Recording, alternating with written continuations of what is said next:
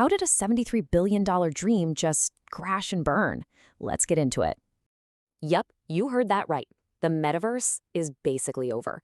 I mean, after just 4 years, a whole company rebrand, and an absolute mountain of hype, Meta's huge bet on virtual reality, it's pretty much done.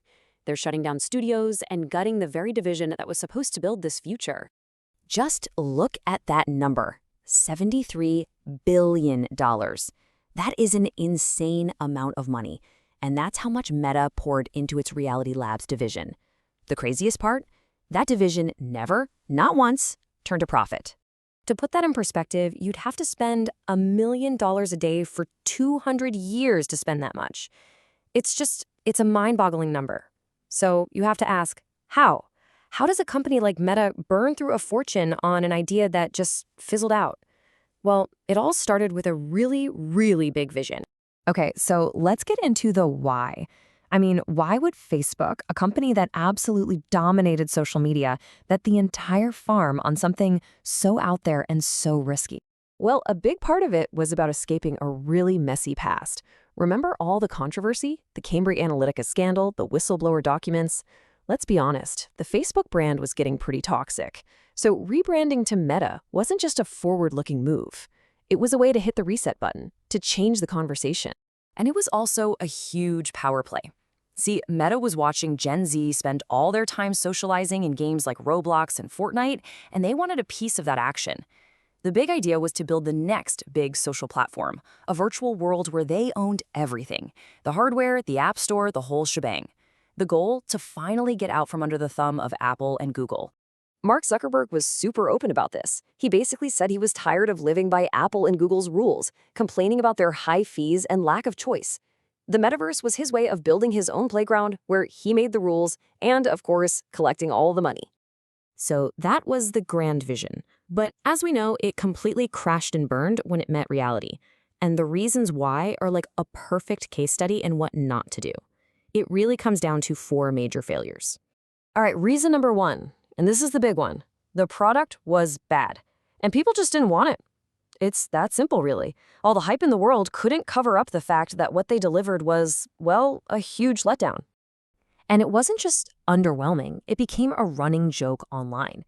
The avatars looked goofy and soulless. Famously, they didn't even have legs at first.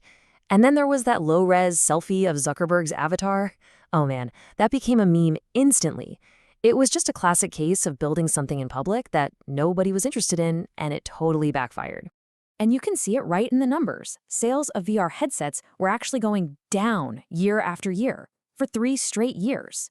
Sure, Meta had a huge chunk of that market, like 77%, but it was a shrinking pie. They were dominating a market that was fading away.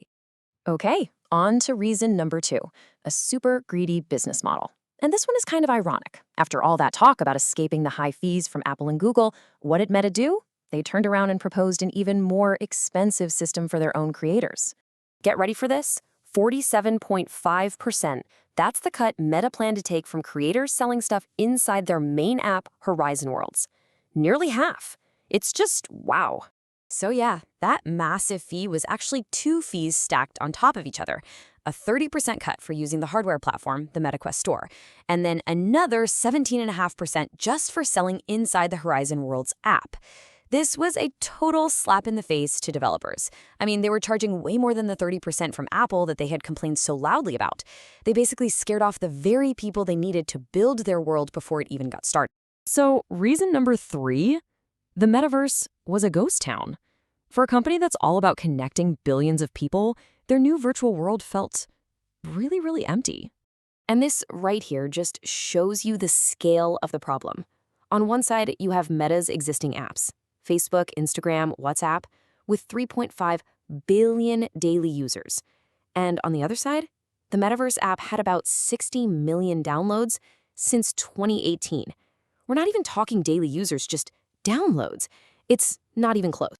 And that brings us to our 4th and final reason, and this one's a big deal. The virtual space just wasn't safe.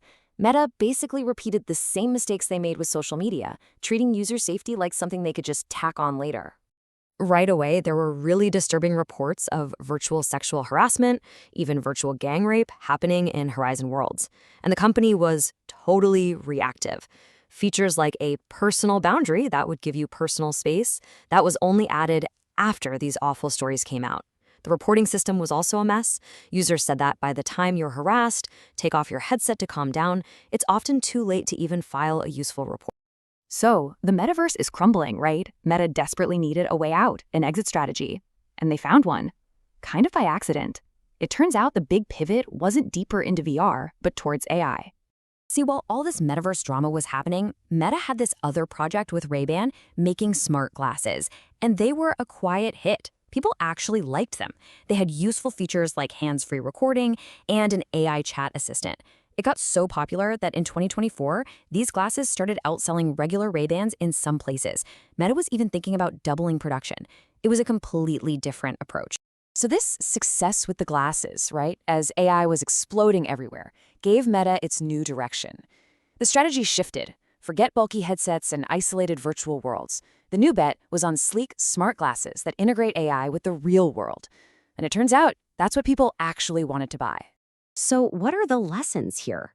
After blowing through $73 billion, what's the big takeaway from this whole saga? Well, for one, a huge vision means nothing if you don't have a good product that people actually want to use.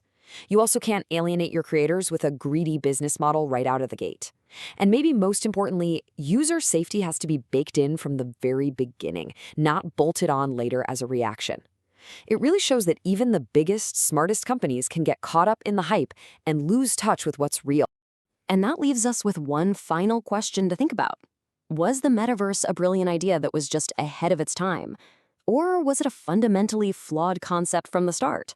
A cautionary tale that proves some sci-fi visions should maybe just stay science fiction.